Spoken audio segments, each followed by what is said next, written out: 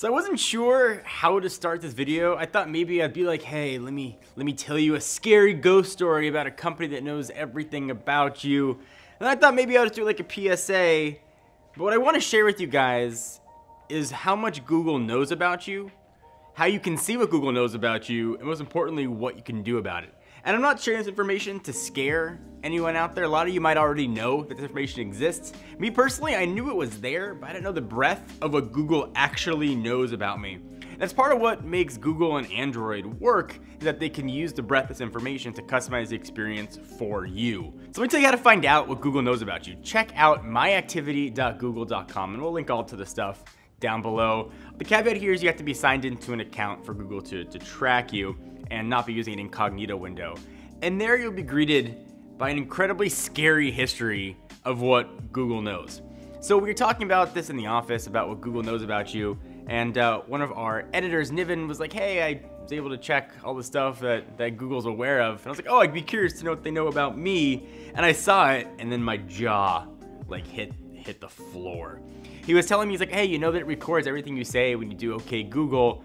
And then I saw the audio tracks there and I hit play, and it was him saying that sentence that just ended was already showing up. It is incredible the breadth of information that's tracked. You're tracked much more heavily when using Android. It'll tell you every app you've opened, the time you opened it, where you were when you opened that app, everything you searched for, every YouTube video you've watched is all there. And to Google's credit, they do give you the option to filter or delete things that they know or limit what they see about you.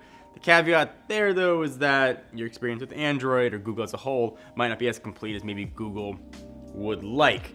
That's not all Google knows about you. Google.com/map/timeline gets even a little bit like stalkery creepy. It'll tell you where you were, not only like the location, like the city, like the restaurant you were at, who you were with, and pictures that were taken. So I went back and checked that history.